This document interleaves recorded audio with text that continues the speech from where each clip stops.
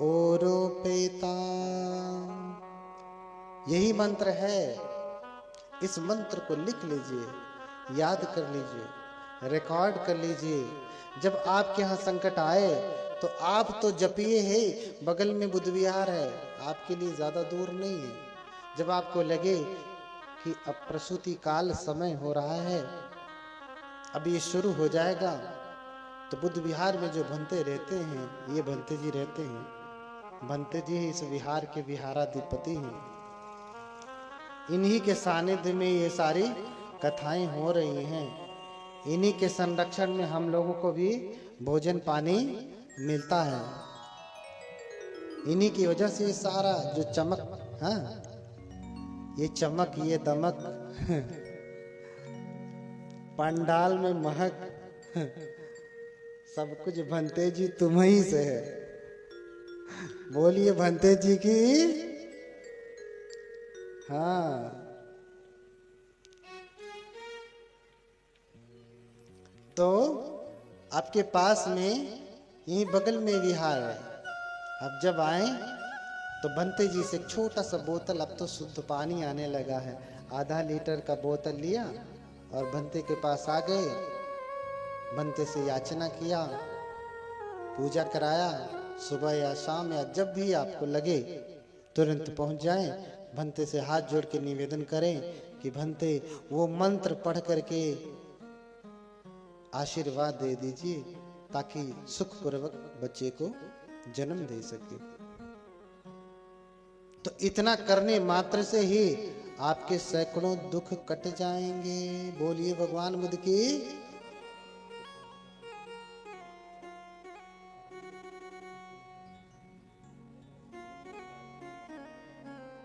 हाँ,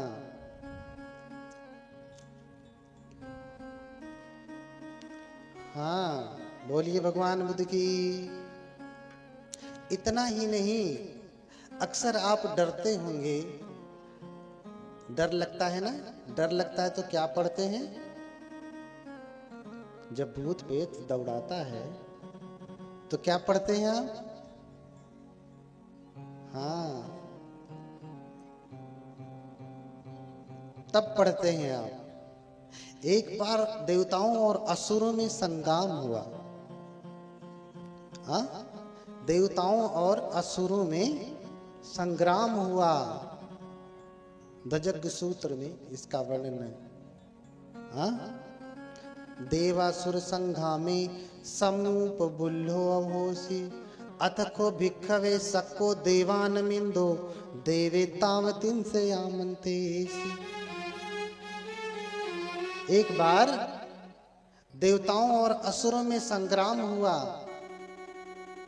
ऐसे समझिए, अच्छे और बुरे लोगों में युद्ध हुआ। ठीक है। तो देवराज शक्र ने अपने लोगों को बुलाया, क्योंकि युद्ध जब लड़ने जाते हैं तो डर लगता है ना कि कहीं हम मर न जाएं, हमें तीर न लग जाए।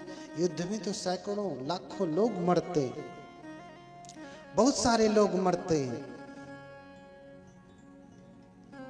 युद्ध में बहुतों की हत्या हो जाती है।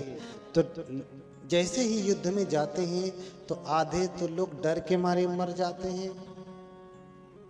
हाँ, युद्ध में लड़ने के लिए जब जाते हैं तो डर के मारे लड़ नहीं पाते हैं, पूरा बल का प्रदर्शन नहीं कर पाते, तो आधा डर के मारे मर जाते हैं। इसलिए नहीं कि कमजोर पड़ते हैं सामने वाले से, अपितु इसलिए कि उनके भीतर डर बहुत हो जाता है। आपको भी डर लगता है ना? किसको किसको डर लगता है भाई? यहाँ कोई बहुत निडर व्यक्ति तो नहीं है? हाँ, कल हमको भी डर लग रहा था, बहुत जोरों जोरों से डर लग रहा था। डर के मारे कांप रहे थे। फिर भगवान की आराधना की। कब? कल जब बादल घेर लिया, मुझे लगा कि पांडाल में वर्षा हो जाएगी तो फिर बैठेंगे कहाँ। बोलिए भगवान बुद्ध की।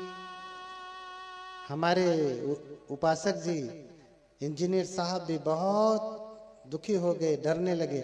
हमने कहा डरिए मत, आप डरिए मत, सब कुछ ठीक होगा। तो डरते हम भी हैं। हाँ, हम कोई बुद्ध नहीं हैं, हम बुद्ध नहीं हैं, इसलिए हमें भी डर लगता है। तो आपको नहीं लगता? छोटा वाला बेटा अभी कहीं इधर उधर घूमने जाए, मनवा तो घूम रहा होगा, उधर ही जा रहा है, कहीं सड़किया पे ना चला जाए, नहीं तो गाड़ी वाड़ी दबा देगी। हाँ, डर लगता है ना। हाँ, तो भगवान बुद्ध बता रहे हैं कि भिक्षुओं, एक बार देवताओं और असुरों में संग्राम हुआ, और फिर देवताओं में जब संग्राम हुआ, असुरों में संग्राम हुआ, तो देवराज शक्र अथ को भिक्षवे सक्को देवान मिंदो देवे तावतिन से आमंतेसी। तावतिंस देवलोक में। अच्छा, तावतिंस देवलोक का स्वामी कौन है? देवराज शक्र। त्राय त्रिंस कहते हैं। त्राय त्रय माने 3 होता है, त्रय 3, तिंस माने 30, 33, द गॉड ऑफ 33 रेल। हाँ, तो त्रायतिंस देवलोक का स्वामी अधिपति राजा कौन है? देवराज शक्र। अथ को भिक्षवे सक्को देवान मिंदो देवे तावतिन से आमंतेसी। त्रायतिंस देवलोक में अपने लोगों को आमंत्रित करता है, कहता है कि अगर तुम्हें डर लगे तो क्या करना? धजगं उल्लोकयात। तुम लोग क्या करना? तुम लोग मुझे याद करना, मेरे ध्वजाग्र को याद करना। ध्वजाग्र का अर्थ समझ रहे हैं? तुम लोग किसे याद करना? मुझे, शक्र को, इंद्र को याद करना कि इंद्र कितना प्रतापी राजा, इतना बलवान है, उसके हम सभी अनुचर, हमारा कोई क्या बिगाड़ेगा, ऐसा याद करना। तो उपज्येय भयं व छम्बितत्तं व लोमहंसो व सुपहीयति। तो तुम्हें जो भय उत्पन्न होगा, लोमहंस यानी रोंगटे खड़ा कर देने वाला भी भय उत्पन्न होगा, गड़गड़ी पकड़ लेने वाला। कभी कभी लोग डर के मारे कांपने लगते हैं ना, ऐसे ऐसे। हाँ, छम्भित तत्व, गड़गड़ी पकड़ने वाला, गड़गड़ाने वाला भी डर पकड़ ले तो भी उस समय मेरे ध्वजाग्र को याद करना, मुझे याद करना कि हमारा इतना बड़ा राजा है इंद्र, उसके प्रताप से सब ठीक हो जाएगा। अगर मुझे नहीं याद करना तो प्रजापति से देवराज से ध्वजगं उल्लोकयात। मुझे नहीं याद करना तो प्रजापति देवराज को याद करना। तो तुम्हारा जो भय होगा, छम्बितत्व होगा, लोमहंस होगा, है ना, भय होगा, रोंगटे खड़ा करने वाला भय होगा, लोमहंस जिसे कहा, और डर के मारे कांपने वाला ऐसा भय होगा, वो भी क्या होगा? समाप्त हो जाएगा। ईशानस्य वा देवराजस्य ध्वजगं उल्लोकयात्, है ना, ईशान के राजा को स्मरण करना या फिर वरुण देवराज को स्मरण करना। तो बुद्ध कहते हैं कि भिक्षुओं, अगर कोई इनको स्मरण करे तो हो सकता है कि किसी किसी का भय दूर हो जाए याद करने से, लेकिन ज्यादा चांस ये है कि डर दूर नहीं होगा, डर जाएगा नहीं, उसकी रक्षा नहीं होगी, मारा जाएगा। तो फिर भगवान कहते कि सचेतुम कंग भिक्षवे अरण्य गतानं वा रुख मूल गतानं वा शून्यागार गतानं वा उपज्येय भयं वक्षं वितत्तंवा लो महंसोवा ममीव तस्मिन् समये अनुसरेयात्। कहते हैं भिक्षुओं, लेकिन जब तुम्हें डर लगे, अपने श्रावकों से कहते भगवान, यानी आपसे समझिए भगवान कह रहे हैं कि जब आपको डर लगे, कहां कहां उस समय भंते लोग जंगल में जाते थे, घनघोर जंगल में। अरे रात में, काली रात हो तो अंधेरे रास्ते पे जाने की हिम्मत नहीं पड़ती आपकी, पड़ती है ना। काली रात हो तो घनघोर रात में भी लगेगा कि प्रेत होगा, पकड़ लेगा। हाँ, प्रेत पकड़ लेगा। ध्यान से सुनना, बहुत भूत प्रेत पकड़ता है, बहुत भूत प्रेत पकड़ता है। कैसे छूटेगा? छू भी नहीं पाएगा अगर ये मंत्र आपने ध्यान से सुना।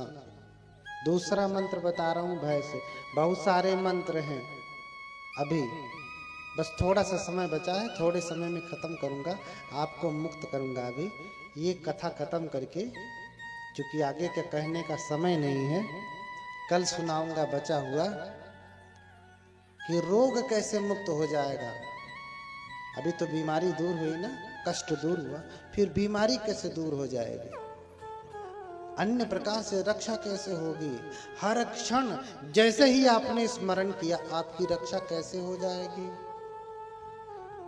ऐसे ही आपने नाम लिया भगवान, नमो अरहंतानं नमो बुद्धानं, कहते ही आपकी रक्षा कैसे हो जाएगी, उसकी भी विधि बताऊंगा, उसकी भी विधि बताऊंगा।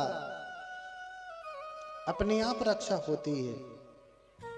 हमारे उपासक जी, जब ये भगवान बुद्ध की मूर्ति लगी है ना, ये जब श्रीलंका से आई मूर्ति, ये लेकर के आ रहे थे रास्ते से इनोवा गाड़ी में, और चारों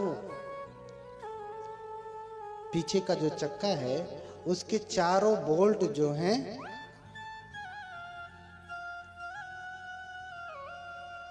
हाँ 5 बोल्ट, 5 बोल्ट होता है, 5 बोल्ट उसके निकल गए। चक्के का 5 बोल्ट टूट करके निकल जाए, फिर गाड़ी चलेगी कि एक्सीडेंट होगा, और इतना भयंकर एक्सीडेंट होगा कि जिसकी कोई गणना नहीं। पुल के किनारे जो गार्ड वार्ड लगा रहता है ना, सब तोड़ ताड़ करके छटक जाएगी कहाँ, किसी खाई में। लेकिन 5 बोल्ट टूट गए, भगवान को उसी गाड़ी में रखे हैं, इनोवा में 5 बोल्ट टूट गए हैं, और गाड़ी 120 की स्पीड से है, क्योंकि हाईवे था, आगरा एक्सप्रेस वे, उसी पे गाड़ी आ रही है। कितना सुंदर हाईवे है, उस पे तो आप खाली गाड़ी चलाने के लिए बैठ जाएं तो अपने आप 150 की स्पीड से गाड़ी जाती है, बिना कुछ कहे। 70-80 चलाएंगे तो लगेगा कि बैलगाड़ी पे बैठे हैं। अपने आप 120, 30, 50 तक गाड़ी जाती है, और 120, 30 की स्पीड से उनकी गाड़ी आ रही थी। 5 बोल्ट टूट के छटक गए, लेकिन फिर भी एक्सीडेंट नहीं हुआ। चक्का के रिम पे पीछे का जो पूरा भार था, अक्ष था, वो टिका रह गया। डॉक्टर साहब चला रहे थे, डॉक्टर वीरेंद्र जी, और गाड़ी को धीरे धीरे ब्रेक मारा, गाड़ी साइड में ला करके किनारे लिया, तब भी गाड़ी का चक्का नहीं गिरा नीचे। गाड़ी ऐसे ही सीधे सीधे खड़ी हो गई, किसी को खरोंच तक नहीं आई, झटका भी नहीं लगा। बोलिए भगवान बुद्ध की। ऐसे प्रकार से रक्षा होती है, ऐसे ऐसे प्रकार से रक्षा होती है। जबकि इन्होंने उस समय स्मरण भी नहीं किया था, मात्र बैठते हुए कहा था, भगवान आप ही को लेके जा रहे हैं, आप ही को लेके जा रहे हैं। अब आप जैसे लेके जाएं तो भयंकर से भयंकर आने वाला संकट भी छोटा होकर के खत्म हो जाता है बिना नुकसान पहुंचाए। इतना सामर्थ्य है भगवान के मंत्रों में। एक एक करके सबकी महिमा बताऊंगा, एक एक करके सुनते जाइए। जो आज बता सकूंगा आज बता रहा हूं, कल बताऊंगा, परसों बताऊंगा, महिमा बताऊंगा। क्या जप करते ही अचानक से आपके घर में रक्षा हो जाएगी? क्या जप करने से पुत्र पैदा हो जाएगा, पुत्री पैदा हो जाएगी। इतना तक का विधान है। बहुत लोगों को पुत्रियां बहुत प्रिय हैं। बेटी हुए तो बेटा हो जाता है। बहुतों को बेटा चाहिए, बेटा होए तो बेटी हो जाती है। हाँ हाँ, बोलिए भगवान बुद्ध की। बुद्ध कह रहे हैं कि सचे तुम कंग भिखवे अरण्य गतानंग वा रुख मूल गतानंग वा सुन्यांगार गतानंग वा। भिक्षुओं, जब तुम घनघोर जंगल में जाओ, तुम्हें डर लगे और तुम्हें कोई नुकसान पहुंचाए, तो उस समय क्या करना? उस समय बुद्ध को स्मरण करना। ममेव तस्मिन् समये अनुसरयाथ। उस समय क्या करना? बुद्ध को स्मरण करना। बुद्ध को कैसे स्मरण करना? स्मरण करने का मंत्र क्या है? जो हम पूजा में करते हैं, आपको पता भी नहीं कि उसका उपयोग कैसे करना है। जैसे आपके घर में कुछ दवाइयाँ रखी रहती, रखे रखे ही सड़ जाती हैं, आपको पता ही नहीं कि सर दर्द में भी लगाई जाती थी, ये जले कटे में भी लगाई जाती थी, ये दांत खाज में भी लगाई जाती थी, पड़े पड़े ही। कुछ लोगों को पता भी नहीं है, पूजा करते हैं और ये पता भी नहीं कि ये मंत्र वास्तव में लिया कहां से गया। तो ममेव तस्मिन् समय अनुसरयाथ। उस समय क्या करना? स्मरण करना बुद्ध को। कैसे स्मरण करेंगे? हाथ जोड़िए। इतिपिसो भगवा अरहं सम्मा संबुद्धो विद्याचरण संपन्नो सुगतो लोक विदु अनुत्तरो पुरुष धम्म सारथी सत्था देव मनुष्यानम बुद्धो भगवाति। बोलिए भगवान बुद्ध की करुणा हो। तो ममंगियो भिक्खवे अनुसरंतं यं भविष्यति भयं वा छम्बितत्तं वा लोमहंसो वा सुपहीयति। तो उस समय अगर बुद्ध को स्मरण करेंगे तो वह जो भय है, जो संकट है, जो डर है, जो भी विपत्ति है, वो क्या हो जाएगी? समाप्त हो जाएगी। अगर नहीं स्मरण करते बुद्ध को तो अथ धम्मं अनुसरेयात। बुद्ध को नहीं करना चाहते, किसी और को मानते हैं, नहीं मानते बुद्ध को, तो धम्म को स्मरण करें। स्वाख्यातो भगवता धम्मो संदिग्धिको अकालिको एहि पस्सिको औपन्नेयिको पंचत्तं वेदितव्यो विඤ्ඤुहीति। इस प्रकार से धम्म को स्मरण करना कि ऐसा है भगवान का धर्म। तो धम्मंगो भिक्खवे अनुसरतं यं भविष्यति भयं वा छम्बितत्तं वा लोमहंसो वा सुपहीयति। तो भिक्षुओं, धम्म को स्मरण करने मात्र से जो भी भय होगा, संत्रास होगा, रोमांच होगा, आपत्ति विपत्ति, सब कुछ तुरंत ही समाप्त हो जाएगी। अगर धम्म को नहीं स्मरण करते तो भगवान अथ संघं अनुसरेयात। तो संघ को अनुस्मरण करना। इतिपिसो भगवा सुपटिपन्नो भगवतो सावक संघो उजुपटिपन्नो भगवतो सावक संघो न्यायपटिपन्नो भगवतो सावक संघो सामीचिपटिपन्नो भगवतो सावक संघो यदिदं चत्तारि पुरुष युगानि अट्ठ पुरुष पुग्गला एस भगवतो सावक संघो आहुनयो पाहुनयो दक्षिणयो अंजलि करणीयो अनुत्तरं पुण्यक्षेत्रं लोकसात्। इस प्रकार से संघ को स्मरण करना।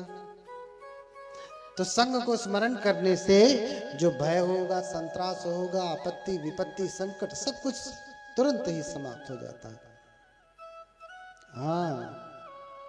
तो एवं बुद्धं सरन्तानं धम्मं संघं च भिक्खवो भयं वा छम्भितत्तं वा लोमहंसो न हेसति। इस प्रकार से बुद्ध को, धम्म को, संघ को, किसी को भी आपने स्मरण कर लिया तो न भय होगा, न संत्रास होगा, न रोमांच होगा, न संकट आएगा, न आपत्ति आएगी, न विपत्ति आएगी, कुछ भी आपको छू नहीं पाएगा। बोलिए भगवान बुद्ध की, हाँ बोलिए भगवान बुद्ध की करुणा। फिर भगवान ने ये भी स्पष्ट किया, क्यों देवराज को याद करने से, स्मरण करने से रक्षा नहीं होगी, क्यों बुद्धों को, धम्म को, संघ को स्मरण करने से रक्षा होगी? क्योंकि सक्को ही भिक्खवे देवानमिंदो अवीत रागो अवीत दोषो अवीत मोहो। क्योंकि भिक्षुओं जो देवराज शक्र हैं वो राग से दूर नहीं हुए, वो तो खुद ही पत्नी रखते हैं। चंपा रंभा हमेशा कोई दाहिने जांग पे बैठ के शराब पिलाती है, कोई बाएं जांग पे बैठ के शराब पिलाती है। आवीत दोषो, दोष से मुक्त नहीं है। आवीत मोहो, मोह से मुक्त नहीं है। राग दोष मोह में लिप्त है, इसलिए उनका स्मरण करने से आपकी रक्षा नहीं होगी। बुद्ध का स्मरण, तथागतो ही भिक्खवे, तथागतो ही भिक्खवे वीत रागो वीत दोषो वीत मोहो आभीरु आच्छम्भी अनुत्थासी अपलायिति। भिक्षुओं, तथागत क्या है? वीत रागी हैं, समस्त रागों को दूर कर दिए। भगवान बुद्ध किसी पत्नी, किसी स्त्री के साथ रहते हैं क्या?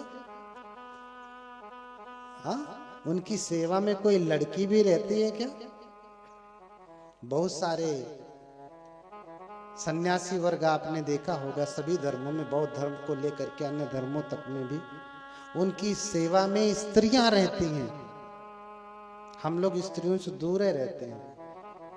किसी स्त्री से भी बात करना हो तो अकेले नहीं, कम से कम 2-4 लोग रहें साथ में, तब बात करते हैं। उनके साथ तो फोटो खिंचवाने में भी भय लगता है। हाँ, उनके साथ फोटो खिंचवाने में भी भय लगता है। तो अन्य जो उनकी तो सेवा में स्त्रियां, लड़कियां लगी रहती हैं। बुद्धों के साथ ऐसा नहीं होता। कोई भी स्त्री उनकी सेवा में नहीं जाती, पुरुष ही सेवा करते हैं। उनको पानी देना हुआ, उनका चीवर धुलना हुआ, हाथ पांव दबाना हुआ, कुछ भी करना हुआ, कौन करेगा? पुरुष वर्ग ही करेगा, स्त्रियां दूर से ही। इसका मतलब ये नहीं कि अपवित्र हैं, नहीं, स्त्रियों का विषय ही नहीं है ये। कोई भिक्षुनी होगी तो भिक्षुनी की सेवा स्त्रियां करेंगी, क्योंकि भिक्षुनी का विषय स्त्री है, भिक्षुओं का विषय पुरुष है। इसलिए विषय को ही भगवान ने हटा दिया है। तो तथागतो ही भिक्खवे वीत रागो वीत दोषो वीत मोह। भगवान बुद्ध वीत रागी हैं, वीत दोषी हैं, वीत मोही हैं, अभीरु डरने वाले नहीं हैं, अच्छम्भी, हाँ, अनुत्थासी अपलायिति। उन्हें कोई भी प्रभावित नहीं कर सकता, उन्हें कोई भी पराजित नहीं कर सकता। भगवान बुद्ध तो विजित संग्राम है। इसीलिए कहा एवं बुद्धं शरणतानं धम्मं संघं च भिक्खवो भयं वा छम्भितत्तं वा लोमहंसो न हेसति। अगर इतना बड़ा मंत्र नहीं जप पाना, आपको मंत्र याद हुआ? इति पिसो भगवा याद हुआ? इसमें ये बैठी हुई सब पढ़ी लिखी जो वो तो याद कर लेंगी, ये ज्यादा अच्छा है। लेकिन जो जिनको नहीं याद होता है, इनमें से कुछ लोग तो जानबूझ के नहीं याद करते। याद तो सबको हो जाएगा। एक मुसलमान अनपढ़ भी अपना नमाज अदा करने जानता है। क्यों? क्योंकि उसकी उसके प्रति आस्था है। तो अनपढ़ होते हुए भी वो पूरा अपना नमाज अदा करने जानता है, क्योंकि श्रद्धा है। आपकी श्रद्धा होगी तो याद हो जाएगा अपने आप। लेकिन फिर भी अगर आपको याद नहीं होता तो छोटा सा मंत्र बताता हूं, छोटा सा मंत्र सुनना है। किसको किसको सुनना? हाथ उठा ले। आ? तो अगर आपको कुछ नहीं याद हो रहा है तो एक ही मंत्र याद करना, नमो सब्बे बुद्धानम। खाली सभी बुद्धों को नमस्कार कर लेना अपने आप। जब जान गए संकट मुसीबत ऊत भूत प्रेत जिसको आप समझते ना, जान गए अरे जिसकी सेवा में ब्रह्मा है, इंद्र है, सारे देवतागण लगे हुए हैं, उसके पास कोई भटकेगा? किसी की हिम्मत है उसके पास आ जाए? इसलिए बौद्ध धर्म में भूत प्रेत पिशाच नहीं माना जाता। क्यों? क्योंकि जैसे ही हम बुद्ध की शरण ग्रहण कर लेते हैं, समस्त देवतागण रक्षा के लिए तत्पर हो जाते हैं, तो हमारे लिए तो कभी भूत प्रेत आता ही नहीं, तो हम ही मान ही लेते हैं हमारे कि कोई भूत प्रेत नहीं है। क्योंकि जैसे ही हम बोले कि बुद्धम शरणम गच्छामि, हृदय से सच में, ये नहीं कि हमने बोला यहाँ तो आके मजबूरी में बोल दिया, भंते जी बैठे तो मजबूरी में बोल दिया बुद्धम शरणम गच्छामि, अंदर जाके किसी और की शरण में जा रहे हैं तो भैया क्या होगा, है ना? किसी और की शरण में जाएंगे तो फिर क्या होगा? रक्षा थोड़ी ना होगी। एक ही नाव पे बैठने से मुक्ति होगी। लेकिन जो सच में हृदय से बुद्ध को ही अपना सर्वस्व मान बैठा है, उसकी रक्षा अपने आप। जैसे ही शरण गए, जैसे ही आप घर के अंदर प्रवेश करें तो बारिश धूप धूल सबसे अपने आप रक्षा हो जाती है ना। ऐसे ही जैसे ही त्रिरत्नों की शरण में गए, वैसे ही समस्त आपत्तियों विपत्तियों संकटों से आपकी अपने आप रक्षा होने लगती। विशेष रूप से भूत प्रेत मसान ये वो ये सब अपने आप ही कोसों दूर हो जाते हैं। उनकी हिम्मत ही नहीं होती कि दहलीज पे भी आ जाएं। तो बोलिए भगवान बुद्ध की। छोटा वाला मंत्र याद कर लीजिए। हाँ, संस्कृत में और कठिन है, नमः सर्वबुद्ध बोधिसत्वेभ्यः। इसलिए पाली में याद करिए, नमो सब्बे बुद्धानम। बोलिए मेरे साथ, बोलिए। जब आपको भय लगे तो क्या क्या जपना है? नमो सब्बे बुद्धानम। बोलिए जोर से, हाथ जोड़िए, बोलिए। ऐसे करके नहीं सुनेंगे, ऐसे करके तो हम नहीं सुनेंगे, भगवान का सुन। ऐसे करके तो हम नहीं सुनने वाले। बनते जी आइए हमारे घर पे भोजन कर लीजिए, तो जाओ तुम ही कर लो, हम थोड़ी न करेंगे। हाँ, जब तुम्हारे जैसे ऐसे के घर पर भोजन करना तो हम पात्र लेके किसी के द्वार पे खड़े हो जाएंगे, खुद ही हमें भोजन दे देगा। हाँ, हाथ जोड़ करके बोलिए, नमो सब्बे बुद्धानं। जोर से बोलिए, नमो सब्बे बुद्धानं। नमो सब्बे बुद्धानं। याद हुआ तो रिकॉर्ड कर लीजिएगा, लिख लीजिएगा। आगे की कथा बताऊंगा, और भी बहुत सारी समस्याएं आपके जीवन में, उससे कैसे कैसे बचेंगे। ठीक है, तो आज की कथा यहीं पे विराम देता हूं। एक बार खूब जोर से जो है भगवान बुद्ध का करुणा गान करिए। बोलिए भगवान बुद्ध की, बोलिए भगवान बुद्ध की। हाँ, बोलिए भगवान बुद्ध की, भगवान बुद्ध की। नमो सब्बे बुद्धानं। नमो सब्बे, नमो सब्बे बुद्धानं। बहुत बहुत मंगल कामना। ऐसे लोगों का दमन किया जिसका दमन करना आज तक बड़ा दुर्लभ रहा है। आप परम सामर्थ्यवान हैं, आपकी शरण ही सबके लिए मंगलकारी है। हमारे भंते नित्यानंद किधर हैं?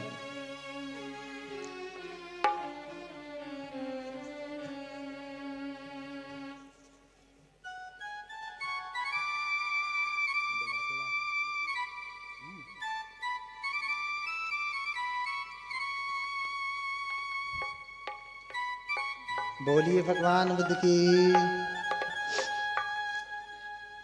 तो भगवान की शरण ही सबके लिए कल्याणकारी है।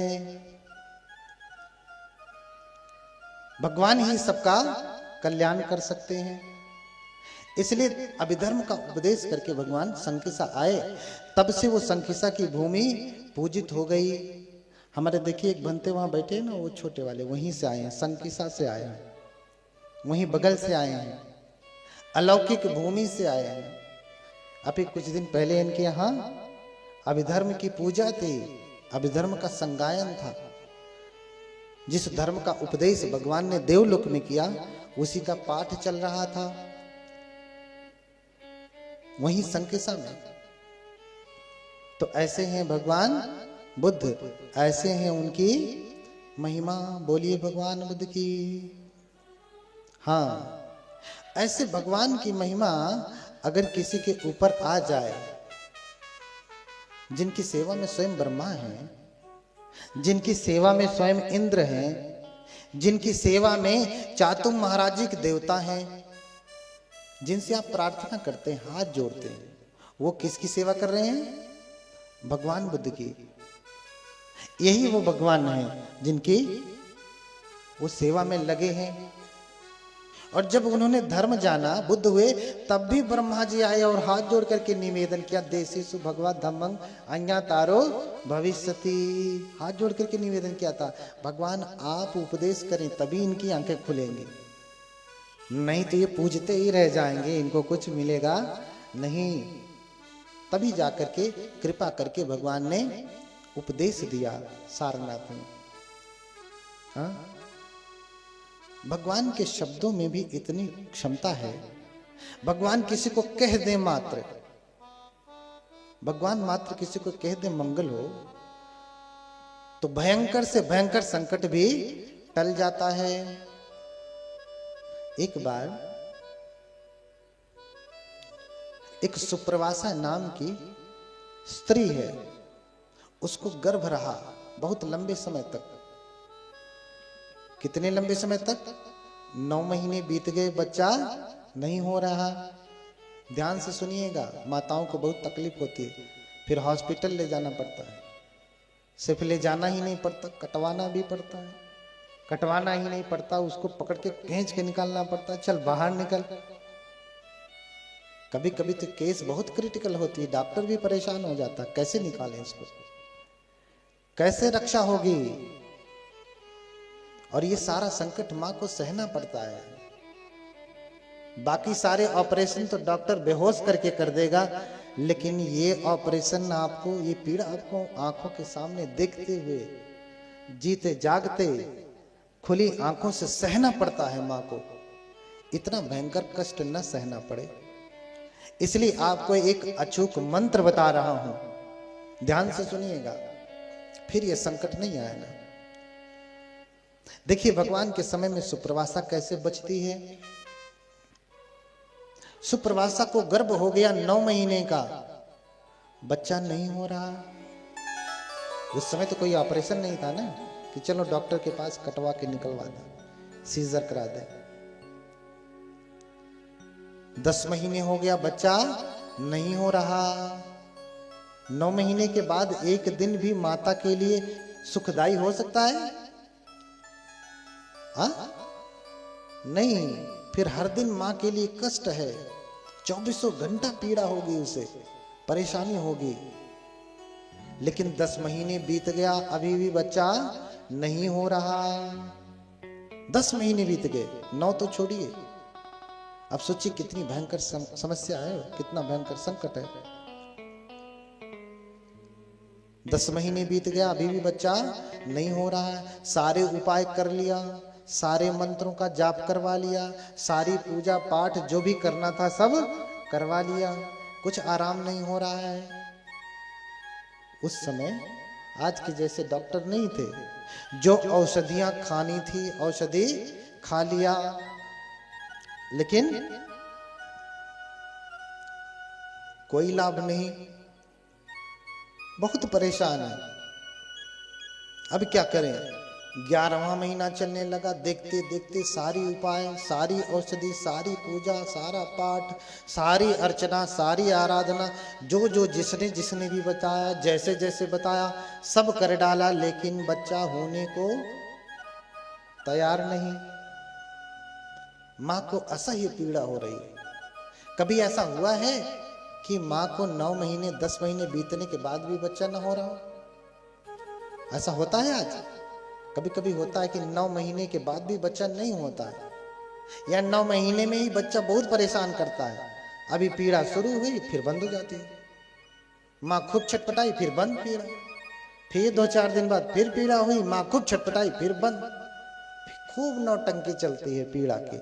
माँ को बहुत तकलीफ होती है उस समय, माँ बहुत परेशान होती है। परेशानी गर्भ से संबंधित चाहे जैसी भी है, उसके लिए अचूक मंत्र है। उसके लिए अचूक मंत्र है। देखिए, 11वां महीना चलने लगा लेकिन बच्चा नहीं हो रहा। 11वें महीने में किसी ने कहा कि अरे जाओ, इस समय श्रावस्ती में भगवान बुद्ध ठहरे हुए हैं। उनके वचन मात्र में भी औषधि है। हाँ, वचन मत्तम भी औषधम, उनके वचन मात्र में भी औषधि है। अगर वो कह देंगे तो सारी पीड़ा डाउन हो जाएगी, सब पीड़ा खत्म हो जाएगी। लेकिन अब 11 महीने का हो गया, वो महिला चल नहीं सकती, इसलिए अपने पति को भेजती, सुन रे ब्राह्मण जा, ऐसे ही बोलती है, सुन रे ब्राह्मण जा, मेरी तरफ से भगवान बुद्ध को प्रणाम करना।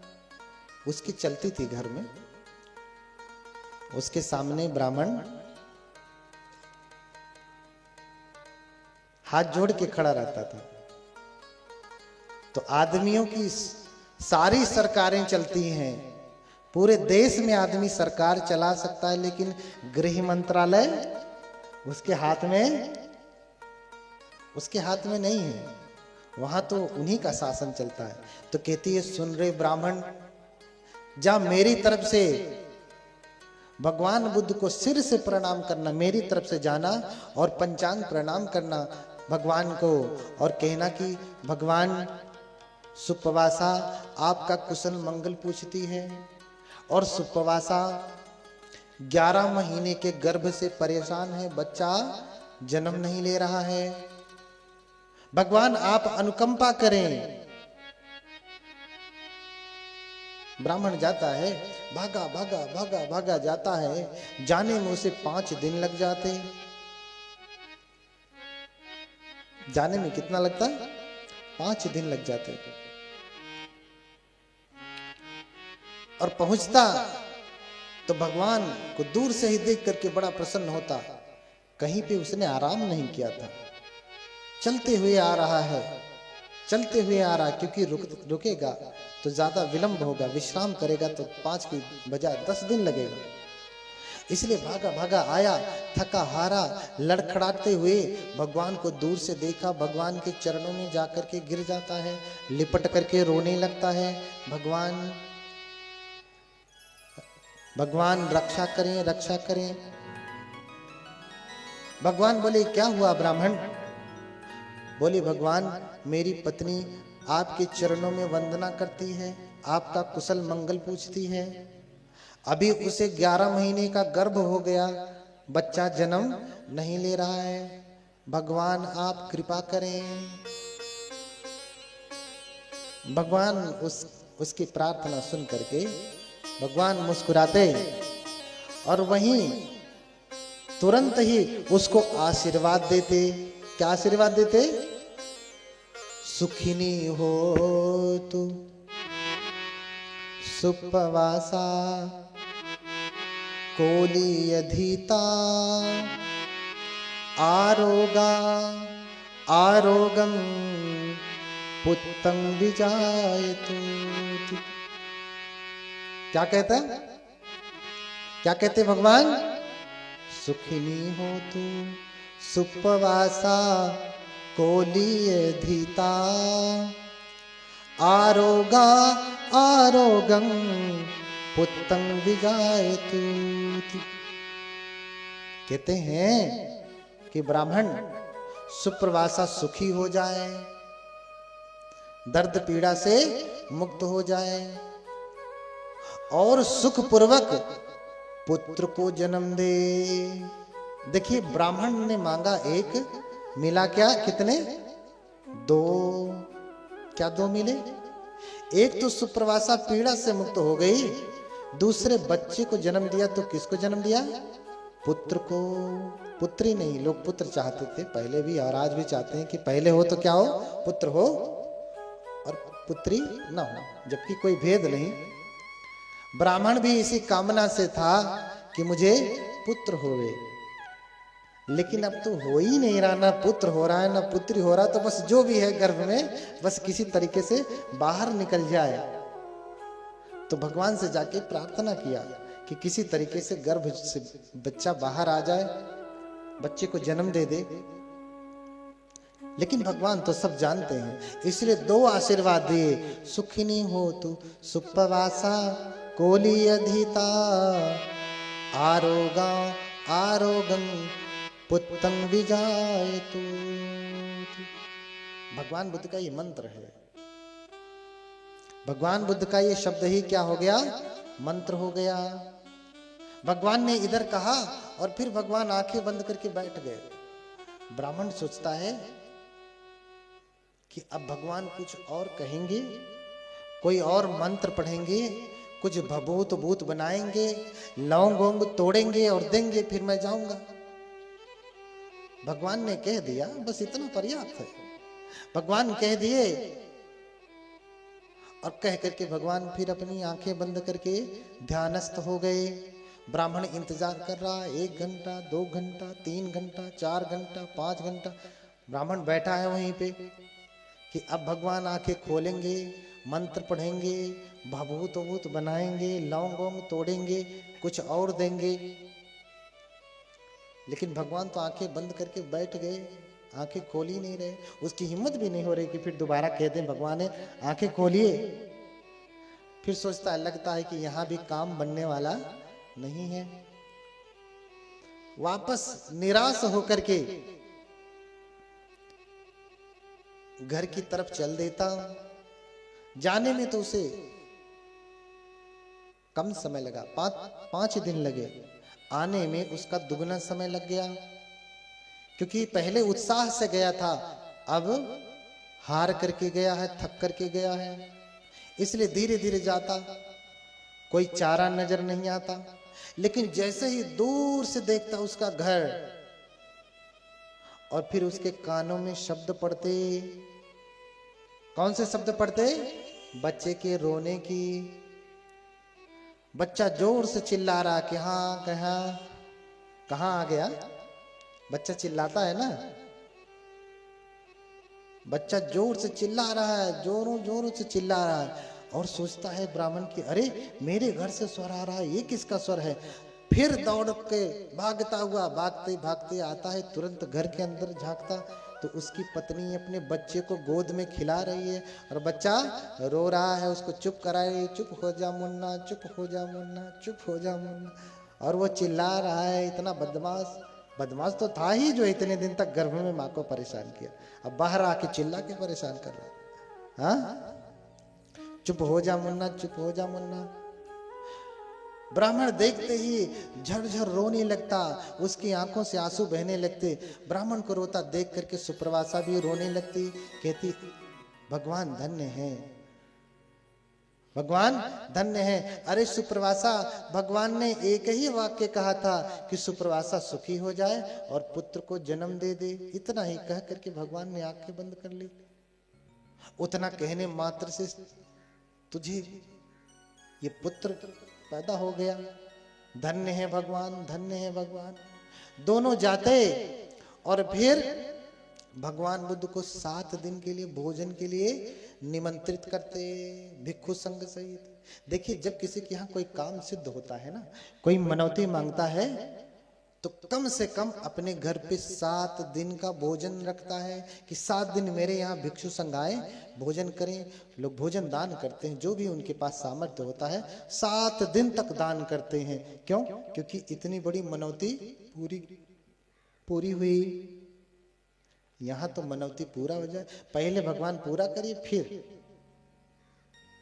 हाँ, पहले मनौती पूरा करिए। पहले आप शर्त रखते हैं कि पहले काम ये करो, पहले हमारा काम भगवान बुद्ध ये कर दें। एक उपासिका यहीं बैठी हैं, दान देने वाली भी हैं, इसी में से हैं, नाम नहीं लूंगा, वो समझ जाएंगी। उन्होंने कुछ दान दिया और हमने कहा कि आप तो इतनी सामर्थ्यवान हैं कि स्वयं भगवान की कथा लगा सकते। बोले हाँ बनते, आशीर्वाद दीजिए, मेरा ये काम हो जाएगा तो मैं लगाऊंगी। क्या कहा? हाँ बनते, आशीर्वाद दीजिए, कोई काम बताइए, ये काम हो जाए तो मैं कथा लगाऊंगी। भगवान बुद्ध का धर्म सुनना, वो भी शर्त से। शर्त ये है कि ये काम भगवान करें तब मैं उनका धर्म सुनेंगी, नहीं तो कोई। हाँ, पहले मेरे जीवन का ये काम हो, ये दुख दूर हो, तब मैं भगवान को मानूंगा, मानूंगी, अन्यथा मैं मानने वाली नहीं है। जब दुख आता तो सब लोग चिल्लाते हैं, लेकिन सुख में नहीं। जानते हैं कबीरदास क्या कहते हैं? क्या कहते हैं? दुख में सुमिरन सब करें, सुख में करे न कोई। दुख में सुमिरन सब करें, सुख में करे न कोई। जो कबीर सुख में करे, तो दुख काहे को हो कबीरा, दुख काहे को।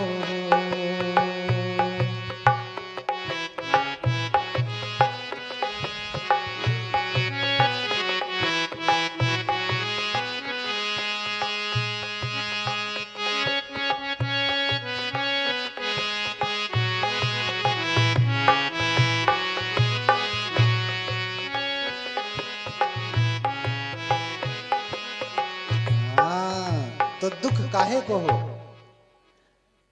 दुख में तो सुमिरन सब करते हैं, याद सब करते हैं भगवान को, दुख में कथा सब सुनते हैं। यहाँ 80% लोग इसीलिए कथा सुन रहे हैं क्योंकि उनके जीवन में दुख है।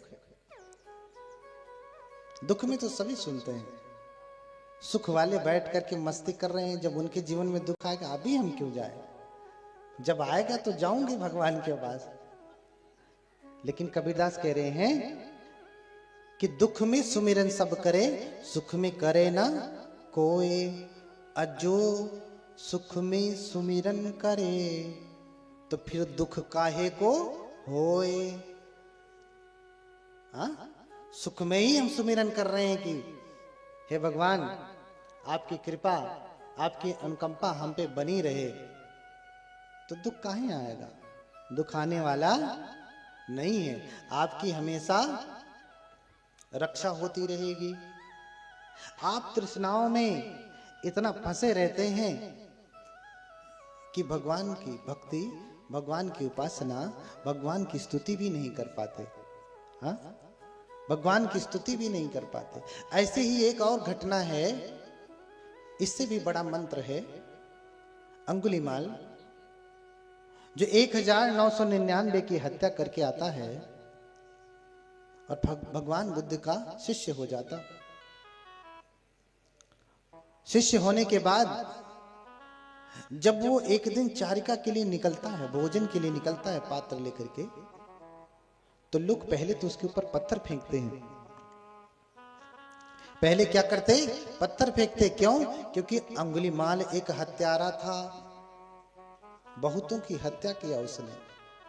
हत्या करके उंगली काट के पहन लेता था, उंगलियों की माला पहनता था, इसलिए नाम पड़ा अंगुलीमाल। लेकिन भगवान से जब संपर्क हुआ तो उसने सारा बुरा कर्म छोड़ दिया। यही तो भगवान का सामर्थ्य है। भगवान बुद्ध अन्य भगवानों की तरह मारते नहीं। भगवान बुद्ध भी चाहते तो यूं करते और मर जाता, लेकिन फिर मारना तो बच्चों का काम। आजकल आदमी गुस्सा में उठता और एक बटन दबाया, धाए से मार दिया। तो बच्चों का काम है मारना। हर कोई मार सकता है, इसमें बैठा हर एक व्यक्ति किसी दूसरे को मार सकता है, ये तो सामान्य जन भी कर सकते हैं। लेकिन इसमें बैठा हर एक व्यक्ति किसी डाकू को संत नहीं बना सकता। यही नहीं, जिन जिन को भी आप भगवान कहते हैं, उनके भीतर भी ये सामर्थ्य नहीं कि किसी बिगड़ैल व्यक्ति को, किसी असुर को वो संत बना दें। कभी सुना कि उसे रास्ते पे ला दें? ना, मार दिया।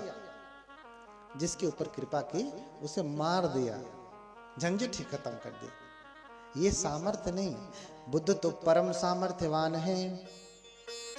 बुद्ध किसी के ऊपर अनुकंपा करते हैं तो मारते नहीं, उसे उसके गुणों में विकसित कर देते हैं, अवगुणों से दूर कर देते हैं, उसको संत बना देते हैं, अरहत बना देते हैं।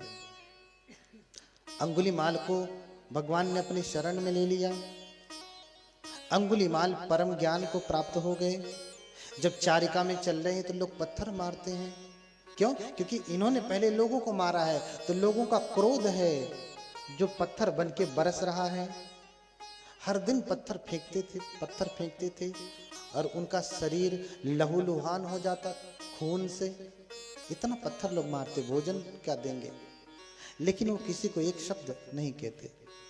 देखिए, संसार का ऐसा नियम है, जब कोई बदमाश रहता तो उसके किनारे कोई नहीं जाता डर के मारे। लेकिन जब वो सुधरना चाहता तो यही वो लोग हैं जो सुधरने नहीं देते, पत्थर मारते हैं। हाँ, अरे जब डाकू था तब तो आपने उसे झेला ही, बर्दाश्त ही किया। अब तो सही रास्ते पे चलना चाह रहा है तो चलने का उसे अवसर दीजिए, प्रोत्साहन दीजिए कि नहीं ठीक है, पहले जो किया सो किया, अब से अच्छे मार्ग पे चलो, जो बीत गया सो बीत गया।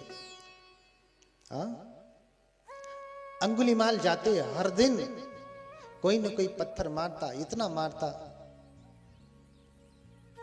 कि शरीर के सभी अंगों से खून निकलने लगता, सब फूट जाता, रक्त बहने लगता। लेकिन फिर भी चूंकि परम ज्ञान को प्राप्त हो चुके हैं तो लोगों के ऊपर करुणा करते और ये समझते कि जो लोगों को मैंने कष्ट दिया है वो लोग पत्थर मार मार करके मेरे पापों को काट रहे हैं, इसलिए वो शांति पारमिता का अभ्यास करते हुए लोगों के फेंके हुए पत्थर को भी सहन कर जाते। एक दिन रास्ते से गुजर रहे हैं, ध्यान से सुनिएगा, महत्वपूर्ण बात है। एक दिन रास्ते से गुजर रहे हैं, एक घर के भीतर से आवाज आती है, कोई महिला चिल्ला रही है। चिल्लाहट कैसी है, शोर कैसा है? उस महिला को गर्भ है, गर्भ की पीड़ा हो रही, प्रसव पीड़ा हो रही है और महिला बच्चे को जन्म नहीं दे पा रही है, जोरों से चिल्ला रही है, असह्य पीड़ा हो रही है।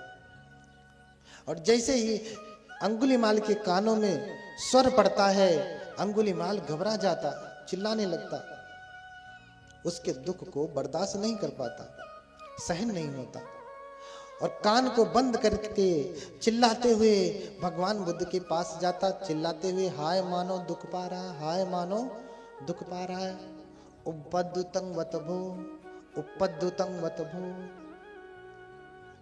हाँ, मानो दुख पा रहा है, मानो दुख पा रहा है। चिल्लाते चिल्लाते विहार में वापस चला जाता। भगवान सुनते, अरे क्या बड़बड़ा रहे हो, कौन दुख पा रहा है? बोले, भगवान मैं चारिका के लिए गया था, एक घर में एक स्त्री बच्चे को जन्म नहीं दे पा रही है, जोरों से चिल्ला रही है, मुझसे उसकी पीड़ा देखी नहीं गई, मुझे बहुत दुख होने लगा। तो भगवान मुस्कुराते हैं, कहते हैं, तुझसे देखा नहीं गया तो तू कह देता कि अगर मैंने कभी किसी को नुकसान नहीं पहुंचाया है, किसी की हत्या नहीं की है, तो इस पुण्य के प्रताप से तुम्हारे गर्भ का मंगल हो। तो अंगुलीमाल कहता, भगवान ऐसा मैं कैसे कह देता, मैंने तो हजारों लोगों की हत्या की है, हजारों लोगों को कष्ट दिया है, हजारों लोगों का घर उजाड़ा है, मुझसे बड़ा पापी कौन। तो ये तो वचन झूठा हो जाएगा। तो फिर भगवान मुस्कुराते, तो तुम ऐसा कहते कि जब से मैंने आर्य धर्म को जाना, ध्यान से सुनिएगा, अभी मंत्र है यही और ये मंत्र आपको याद करवाऊंगा। हाँ, जब से मैंने आर्य धर्म को जाना, तब से मैंने किसी की भी हिंसा नहीं की, किसी की भी हत्या नहीं की। इस सत्य वचन से तेरे गर्भ का कल्याण हो। तो तू ये मंत्र क्यों नहीं बोला? बोला, हाँ भगवान, जब से मैंने आर्य धर्म को जाना, अर्थात जब से मैं भगवान बुद्ध की शरण में आया, तब से मैंने छोटे से छोटे चींटी की भी हत्या नहीं की, ना तो उसको नुकसान पहुंचाने की भावना भी की कि इसका नुकसान हो जाए। मैंने सबका ही मंगल चाहा है। बोले, भगवान, तो तूने ऐसा चाहा है तो जा करके अपने इस तपोबल से उसे आशीर्वाद दे और ये मंत्र पढ़। जाके द्वार के सामने ये वाला मंत्र पढ़ना। कौन सा मंत्र? ध्यान से सुनना। यतोहं भागिनी, यतोहं भागिनी अरियाय जातिया जातो, नाभिजानामि सच्च पाणिनं जीवितं ओरोपेता। बोलिए भगवान बुद्ध की करुणा हो। यही मंत्र है, रिकॉर्ड कर लीजिए, सुन सुन करके याद कर लीजिए, नहीं तो लिख लीजिए। जब आपको परेशानी हो तो आप ये मंत्र जपिएगा। अंगुलीमाल द्वार के सामने जाता, जिस स्त्री को गर्भ था, द्वार के सामने हाथ जोड़ करके खड़ा हो जाता। यतोहं भागिनी अर्याय जातिया जातो, ना भी जाना मी संचिच पाणिनम जीविता ओरोपेता। और जैसे ही अंगुलीमाल इस मंत्र का जप करते ही उस महिला की प्रसव पीड़ा शांत हो गई। देखते ही देखते उसने संतान को जन्म दे दिया। फिर अंगुलीमाल की जय जयकार होने लगी। जो लोग पत्थर मारते थे, आज उसे कंधों पे उठा लिया। अरे अंगुलीमाल की जय हो, बोलिए अंगुलीमाल की जय हो, बोलिए अंगुलीमाल की जय हो। अरे अंगुलीमाल ने एक मंत्र पढ़ा, यतोहं भागिनी अर्याय जातिया जातो, ना भी जानामि संचिच पाणिनम जीविता ओरोपेता। इसके मंत्र पढ़ते ही उसके गर्भ की पीड़ा शांत हो गई और उसने बच्चे को जन्म दे दिया। ये अंगुलीमाल परम तपस्वी हैं, परम सामर्थ्यवान हैं। बोलिए भगवान बुद्ध की। तब से लेके आज तक जब जब कभी किसी बौद्ध देश में माताएं गर्भवती होती हैं, आप श्रीलंका में चले जाइए, 1000 में से कोई एक ही ऐसी स्त्री होगी जिसको सीजर कराना पड़ता है, हाँ, या कोई और मेडिकल ट्रीटमेंट लेना पड़ता है बच्चे को जन्म देने में। चूंकि श्रीलंका बौद्ध देश है, म्यांमार बौद्ध देश है, थाईलैंड बौद्ध देश है। मैं इन देशों में रहा हूँ, जानता हूँ, उनकी संस्कृति को देखा हूँ कि बौद्ध धर्म कैसे कैसे है। उनके यहाँ जब स्त्री गर्भवती होती है, प्रसव का समय जब शुरू होता है, उसी समय वो किसी विहार में आती हैं, पानी लेकर के, बोतल का पानी या ऐसा पानी, स्वच्छ पानी लेकर के आती हैं और बनते फिर परित्राण करते हैं।